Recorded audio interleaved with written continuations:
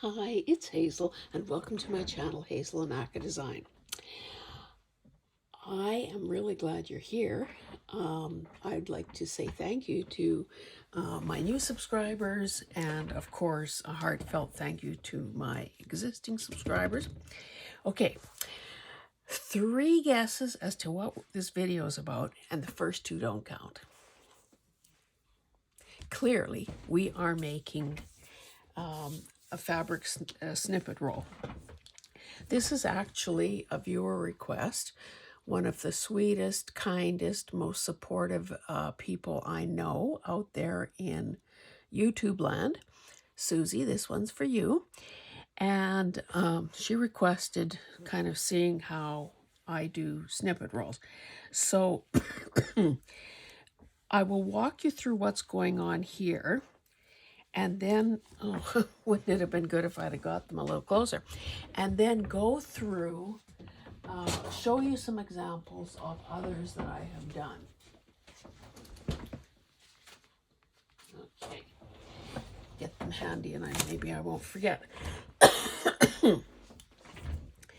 This snippet roll is done on a piece of, I'm not sure what this fabric is.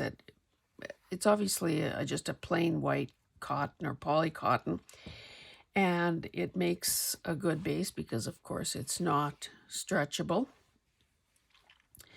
I believe that when I tore a few of these strips that I had measured, let's do the side that where I can actually see something. So the cloth itself is about 2.5 inches. And I think I did that with the intention of keeping them kind of within this size frame so that I could wind them onto spools like my buddy Kim Newberg does. I don't know if you saw the video where she was making spools, and hey, life's not long enough in my case for me to be doing that. So, but I do have some wooden spools that I have thrifted, and I love the look of it, and I thought, okay, monkey see, monkey do. So all of these fabrics that you see here are ones that are salvaged from thrifted clothing. And they range in composition, I guess, from something that's very sheer. I don't know, can you see how sheer that is, to something that is really quite heavily woven. Now, normally I would prefer, like this, to tear something. These two tear, these two do not, because in this case, because of that surface decorative stitching, and in this case, just because of the way it's woven, it almost has that seersuckery look to it. In case you're wondering about what I'm working on, when I first saw slow stitching videos, 2 or 3 years ago, I was enamored with what I saw the pros using. So this is essentially, now I believe in that case I got it from Amazon, because honestly the price from a sewing store was absolutely ridiculous. It's made of wool. It's great in that, it's like an oversized pin cushion, I guess, in a sense. I could pin this to the board, and obviously it's not going to move around.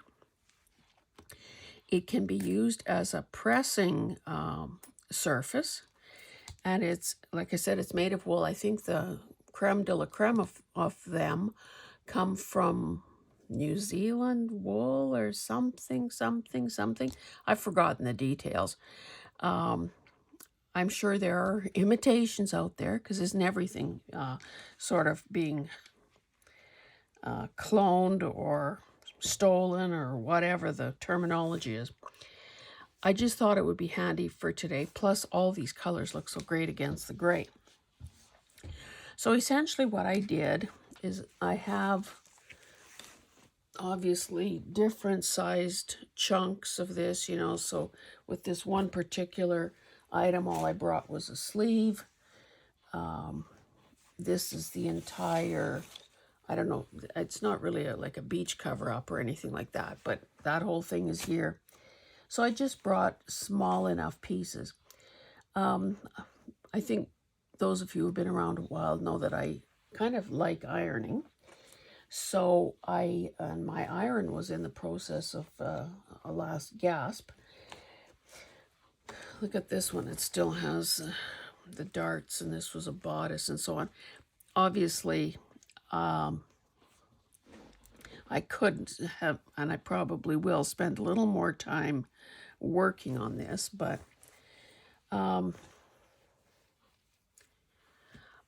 I just wanted to sort of get a wee bit organized, save some time on the video, and also make my own job easier, which of course is to kind of have a distribution of color and pattern. Now, maybe another color added to the mix would have been a good idea, but this is what was kind of recent. It was handy and it was almost ready to go. So I just didn't want to fool around looking for anything more, because, you know, sometimes when you go down that rabbit hole, you know, you don't resurface for an hour or two, and then you wonder where the day has gone. So I'm sure that this will be at minimum a 2-part video, not because this is so complex or so, you know, so complicated, but because it does take some time. And this is only the first layer. Now, in hindsight, if I would have, I mean, I could have looked probably for a solid color cotton, polycotton fabric to use as a base that would have been closer in color to these fabrics. However, that seemed like, again, it would have been a delaying tactic, because frankly, by the time this thing is sewn down and further embellished, nothing will be visible underneath. So essentially, I've just begun pinning the pieces. Now, normally when I do a snippet roll, I would be, you know, doing some angling to have kind of a more interesting, let's say, edge.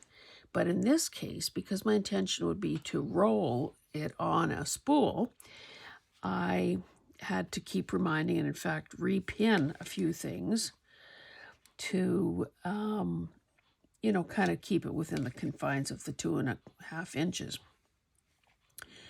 So I would never want to have to trim the edge. If anything, I would try fraying some things, or, well, let's hope I don't have to cross. I mean, I will cross a bridge if I come to it, but I hope I don't have to. One of the other things I considered, because it was in my sight line, was using some of this avocado dyed, what do we call this stuff? Eyelet. But I don't know. I thought maybe it wasn't vibrant enough. And I also thought it was a little too country, a little too homespun. This is more boho, clearly. Now, I will do, not that you need my instruction on how to pin fabric down. I will do a few pieces with you, though. And then my next step, which I will do, you know, offline and on my own time, I think what I would prefer to do, I have done snippet rolls in the past where I hand-based, you know, really long stitches just to hold things and keep them from turning or flipping up. You know, when you take it to the sewing machine to add your rows of stitching. The other option, of course, would be to do the cantha stitch on here, which is sort of a slow stitch. It's as simple as can be. It's just lines of stitching, and that, of course, would make it, would almost give it like a quilted like effect, and of course would tend to really strengthen and stabilize it. So that is another option. I guess it, with these things, whether it's making a junk journal or slow stitching or painting or anything that we do in the craft room, we always have the choice of how much time and effort do we want to put into it. The quick and dirty way, of course, would be to just let her rip, just stitch. Now, I know some people probably don't even do the pinning down. I think some people just have their base, and perhaps it's, narrower, and just feed items through the sewing machine, angle them a little bit, change colors, and attach them that way. I guess, since I'm doing it this way, we can assume that this is what I prefer to do. But again, those choices are always left to the discretion of the person, making them. So as I said, I will pin down a few more things here. And I guess by the time we do a part 2 on this, it'll be, I will have made a decision as to what my next steps will be, and you will see the results of that decision. I think that it would be a lot of fun. Now, I'd have to check my pearl cotton. I kind of like slow stitching with pearl cotton, but of course, embroidery thread would work as well. I think it would be a lot of fun, more time consuming, of course, but a lot of fun and challenging, in a sense, to pick the colors that would be the best, because you could really, I think, enhance this or add an extra level of, maybe I don't like that pointy thing showing, enhance the look or change the look by choosing one color over another. So I should stop handling that because some of those things seem to be moving. Okay, so basically, as I said, I only have 4 different choices here. So it's kind of just a matter of, alternating them. Doing a slight bit of overlap. Now, normally I would not have it so almost checkerboard-like. I think I better tuck this guy down a little better. Oh, sorry, pin in my mouth. Now, if even in hand sewing, if some of these things move slightly and a little gap opens up, because I don't want to have to use 300 pins on this, although it looks like I keep adding more. If a little gap of white opens up, then that's not the end of the world, because obviously there will be much more added to this. Another thing I didn't take the time to do was looking for lace or ribbon at this stage of the game. I thought, let's keep this kind of, straightforward and to the point and get some stability going here. Lace and buttons and trim and ribbon and all those things are sort of the, they're gravy. They are the thing that will, be the finishing touch, so to speak. So essentially I'm turning pieces, and the shapes and sizes I cut are not regular, or not identical. So you can see some are bigger than others. I alternated horizontal and vertical just so that, you get that slight variation.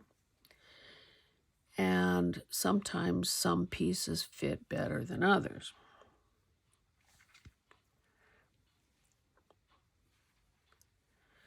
And it does have a pretty, and I don't mean it in a bad way, it has a pretty repetitive look to it. Again, I think because I've limited my choices.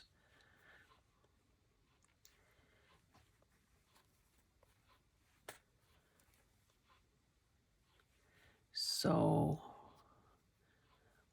again, there's not much need, or keep picking up some of these things that probably shouldn't even be in that little tin. There's not much point at this stage of the game in overthinking the placement, because again, a lot of this will not even be very visible when push comes to shove.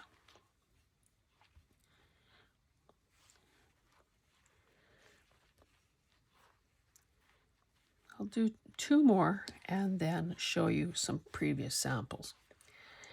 Okay, what do we want?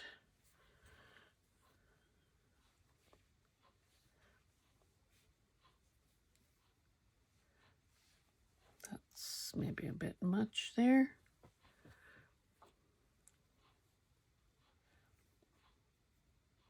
Oh, I guess I'm almost at the end. I might as well finish.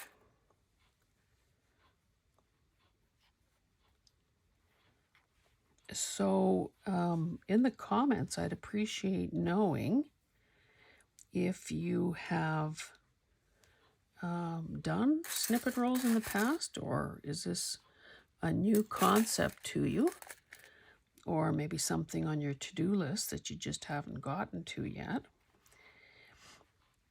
And if you have done it before, do you love it? Do you hate it?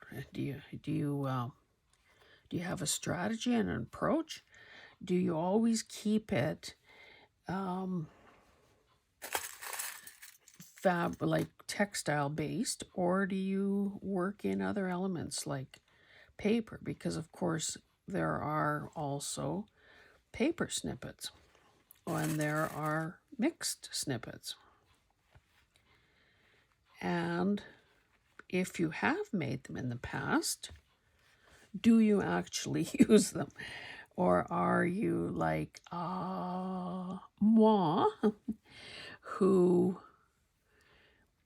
I don't know, maybe, do we want to say the H word? Who's perhaps hoarding them? And I think you will, when I show you some samples, you'll see why I've been reluctant to use at least a certain 1 or 2 there. Okay, let's finish this thing off. That's not quite long enough.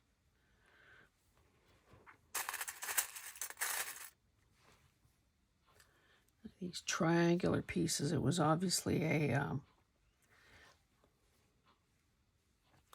keep picking those pins without the little ball at the end.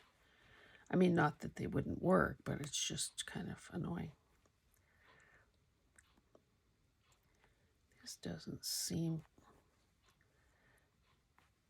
I don't know why some of these pins are almost like they feel like they have, when I'm trying to push them through, they feel like they have a film or something on them. I don't know. That's a bent one. Like they don't really glide very nicely. I could put this one diagonally, and that would help cover both spaces.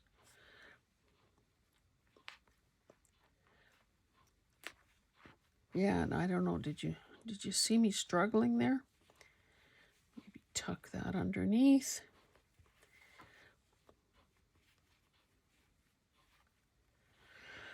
You know, it's I'm aware that sometimes I say it doesn't matter, and then my actions don't jive with that, because I continue to putz and rearrange and straighten, which is the opposite of it doesn't matter.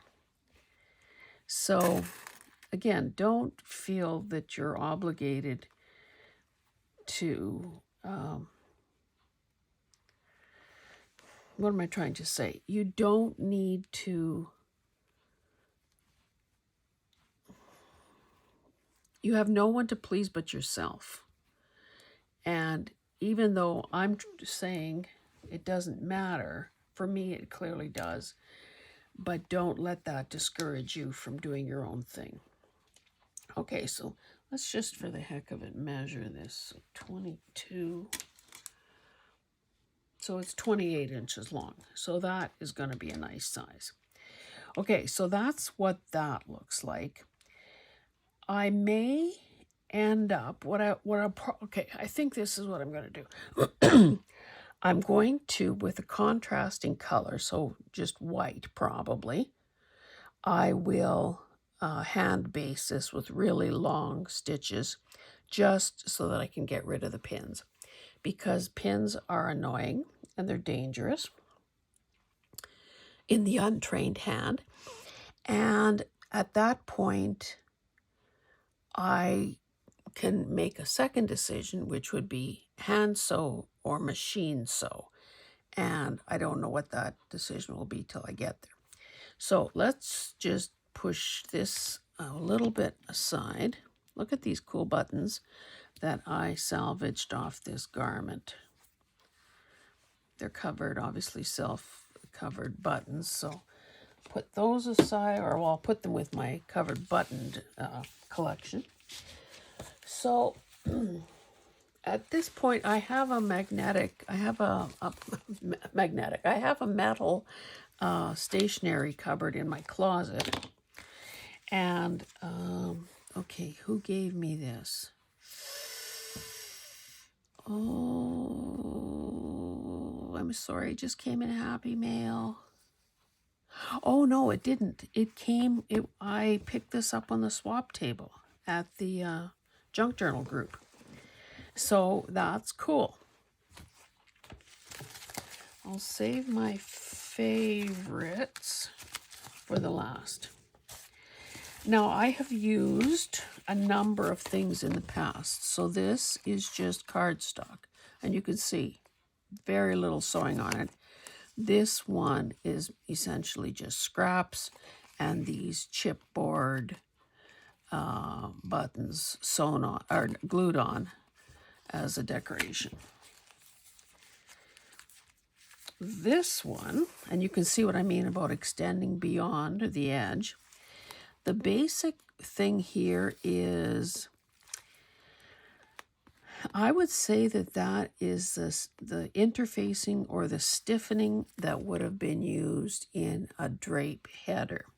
You know, when people used to have pinch pleated drapes and so on, and you wanted that nice crisp look. And then I seem to have brown paper, and then I have this wider lace, and then I have all of this on top. Now this has been obviously machine stitched. You probably can't see it that well there, maybe a little. Oh, you know what? This one isn't even finished. I have these long pink basting threads. So I either forgot to remove them, or, well, I could remove it right now, or I intended to do something a little more in the way of, do they even show on the back? No, so, okay, here's a thread. I wonder, clearly this was done at some earlier point in the process. You can see that there are some lace bits.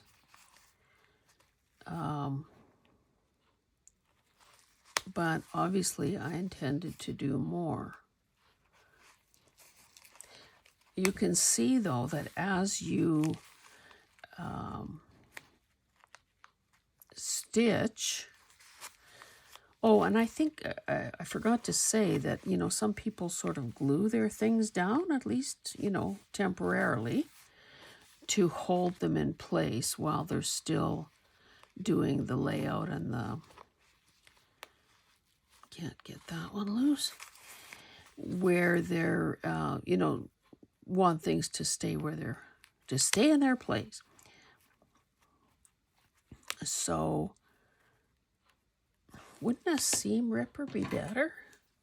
You're probably all yelling at me.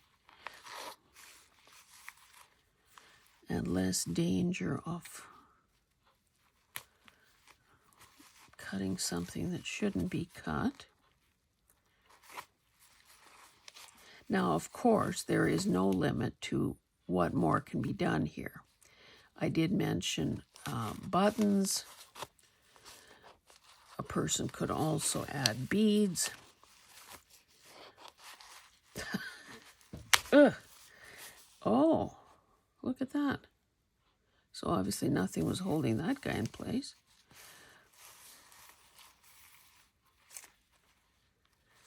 Buttons, beads, sequins, trim, bows, maybe some dangly things like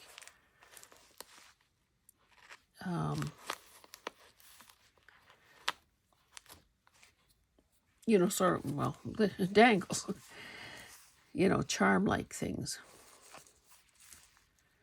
which would also, again, I think a lot of people, and I would count myself among them, would also kind of have a theme or a style or an aesthetic in mind. So you probably wouldn't use gingham fabric and rickrack and boho beads. You know, it's kind of, unless you're doing something totally eclectic, most people, I think, would either keep it country or shabby or grungy or boho. Can't see where that other pink thread is, but maybe I should just keep moving on. So there's that one. And this guy maybe is an orphan now. This is similar to, I wonder if I would have torn it apart. I probably just had two different lengths. So same aesthetic. This, okay, what do we have here? That's cardstock by the looks of it. You can see I hand sewed some buttons on there, and there's just some paper. Oh, this one was laid out vertically. So you can see I have a trim there, a woven trim that, yeah, ran the whole length of it. Some digitals, some old tape, clusters of buttons, piano roll, box labels, tea bag or tea stained paper towel where I let my tea bags dry. This one is, again, on cardstock. Now, see, with the paper ones, well, number one, I wouldn't be trying to wrap it on anything because it's too crisp, too, you know, firm. But it would be easy enough to rip these things back if a person felt that it was too wide. This, basically, I think I had a Ukrainian theme in mind. This trim reminds me of that. Here's a digital with some cross-stitch pattern on it. Same scenario here. These are cross-stitch patterns, some Cyrillic handwriting, and these little bows that I made. This one is paper and fabric combo. So there's some cheesecloth or maybe bandage, a floral things that I cut off a garment. And here's a bit of quilting fabric underneath there. And then, of course, same or matching papers. Now, these two are my absolute favorite. Now, a lot of work. Okay, so this one, actually, this looks like canvas. You know, like, well, like canvas. Like artist canvas. Then this is vintage wallpaper. It's very fragile. Some fabric, like a fabric border, a sheer ribbon, and then these beautiful flowers that have a metallic thread kind of running through them that I fussy cut around. And I think it's that little bit of shimmer and shine that makes this so gorgeous. Plus, who doesn't love kind of that color combo? Then on this one, same sort of thing, canvas, fabric. Oh, look at, you can see the canvas here. Huh. Lace, metallic, ribbony stuff. This fabric is still some of this, but obviously it wasn't fussy cut. Some of those craft flowers, you know, that where you just get the petals and clusters off kind of cute buttons. I don't even remember that one, but it's got those little flowers etched on them. This is sheer ribbon. A person could, of course, also, oh, I was going to say that's tulle, but it's not. It's just this lace. But a person could be using tulle as well. So, yeah, lots of, you know, there are as many styles and results as there are people making them, and the stuff that, you know, is available to them. So I'm going to stop there. Like I said, once I have this completed to the next stage, I will, you know, do a second video that will show the next level of embellishment. So I will, by that time, have looked through lace and ribbon, look at sari type elements that, you know, have been, you know, pre-made by somebody in terms of, you know, maybe a bunch of sequin work or whatever, or just really luscious beaded things. So I think this is going to be beautiful in the end because these colors appeal to me. And again, you know, I'll just repeat that do whatever it is that you want to do. If you want it simple and country, then do that. And quick, you know, machine work, there's nothing wrong at all with that. If you want it to be maybe your first attempt at doing a slow stitch project, then do that. And of course, everything on the continuum between those two extremes. Super simple, very labor intensive. I see a little bit of lace poking out here.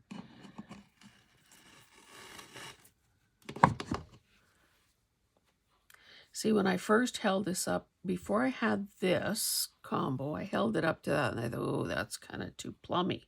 But now with this piece, that fabric in there, this looks like it might be more, it makes more sense. So we'll see. That could be something that gets added to this. Anyway, thank you guys so much for being here. If you have enjoyed what you've seen, by all means, consider subscribing. Of course, I would appreciate a thumbs up and comments, because that's the way we get to engage and enlarge our circle of friends and acquaintances.